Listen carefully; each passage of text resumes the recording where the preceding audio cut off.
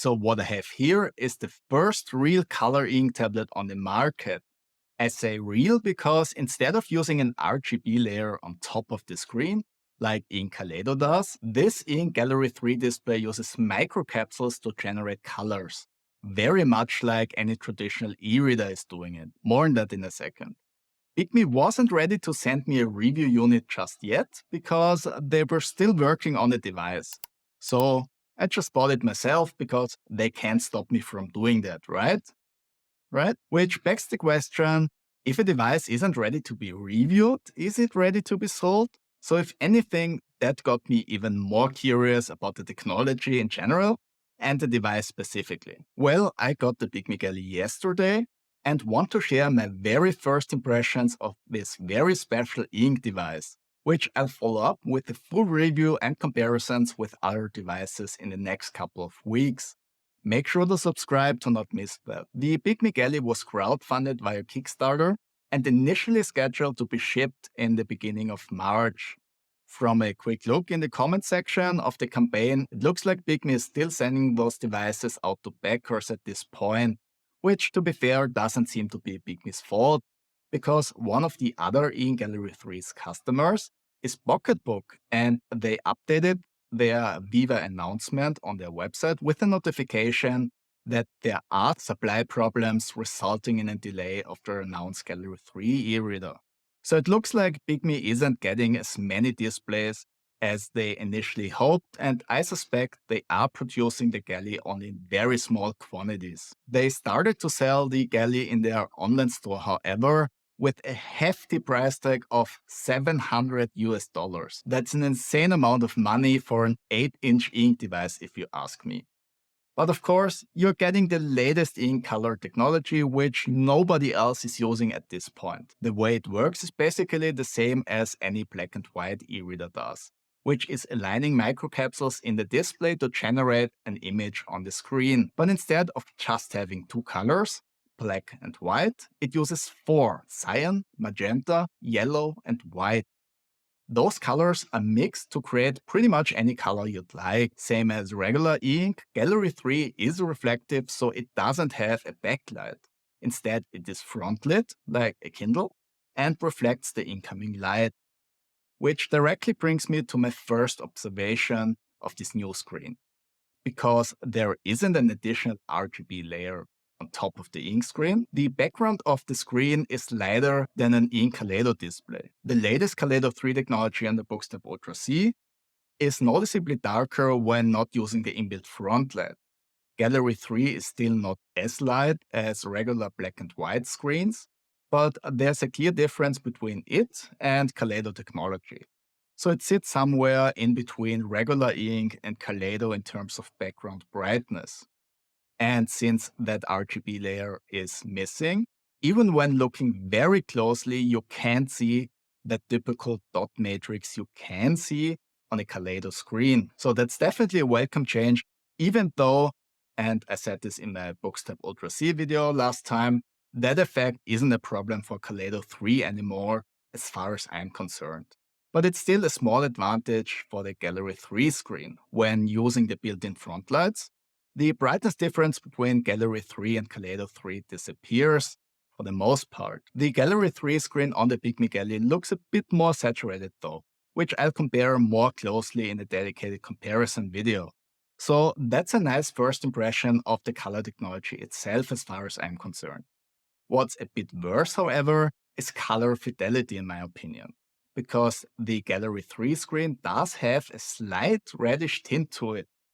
I'm not sure if it's visible on camera, but I definitely see it with the naked eye. It's not incredibly annoying for me personally and can be offset with the built-in cold white front light a bit, but it's there and I can see that it might be a problem for others. Another problem that people were pointing out in the Kickstarter campaign comments is that the color green isn't rendered with the same level of saturation as other colors. And as we can see here, I'd say that's still true.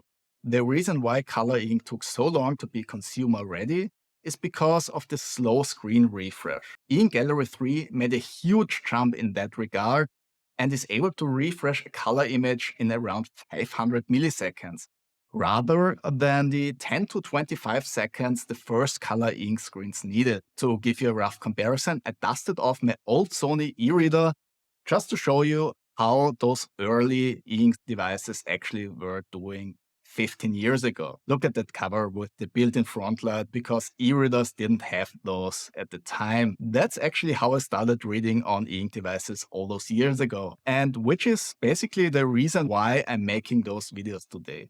But back to topic. What you can hopefully see on camera as well is that the screen refresh of this old E-Ink Visplex display is similar to what Gallery 3 is doing right now, where the display's content also fades in a bit. So what we're seeing with the Gallery 3 screen is most likely only the beginning, and I fully expect this color technology to get as fast as current monochromatic ink displays. And one thing that's unfortunately also very similar to those older screens is the ghosting, which is why the old Sony e-reader does a full page refresh every time. For color edition on the Bigme Galy, there's usually very obvious ghosting, which doesn't look great and significantly reduces image clarity for me. But it can be removed by setting up the device to do a full page refresh with every page turn. That works alright, but results in more flashing during normal use. I remember this behavior from the old Sony e-readers, which were similar, so I personally can live with it, but it's definitely something we haven't seen for a while to that extent. So that's a trade-off that you need to keep in mind. What I've said about the screen's response time is only true for the faster display mode. In HD mode, which is not the default display mode in this case, things get incredibly slow. So it takes around 1.5 seconds for the image to be fully rendered in HD mode. And I don't really see a big difference in quality that it makes sense to operate the device like this. Flashing is also more pronounced in the HD mode. Let's quickly also have a look at the pen input. The pen itself does have a few additional functions and is connected to the device, and it's also charged through the pins on the side of the tablet. Despite all of that, the technology itself is still Wacom. So you can actually use the pen even if it's not charged, or you can use any other Wacom pen, which is nice. Pen input, however, is inconsistent, ranging from having an okay latency to reacting quite slowly. And that brings us to the point where I see most of the problems, which is the software of the Bigme Galy. The company recently released a huge UI overhaul, which looks similar to the Onyx Boox user interface in a couple of aspects, which is obviously a good thing for users because Boox has been optimizing Android for many years for e-ink. You can tell, however, that Bigme is just at the beginning of their journey because there's a lot of fine-tuning missing. During my first few hours with the Galy, I also already encountered a few software issues, which I'll talk more about in my full review after I had the chance of using the device a bit longer. But one of the most annoying things is that the Galy ignores the chosen display mode and simply uses the HD mode to render all the contents. Like I said earlier, that one is pretty slow and for the most part doesn't make sense using it. To fix the problem, I needed to restart the device a couple of times already, which luckily fixes that issue at least. But unfortunately, that wasn't my only problem up until now, because I had a few software crashes as well. Bigme is pushing out software updates regularly, so those problems might disappear over time. But let's see. In general, if I needed to describe the software in one word, I'd say it's sluggish. Almost every input takes a moment to actually do something.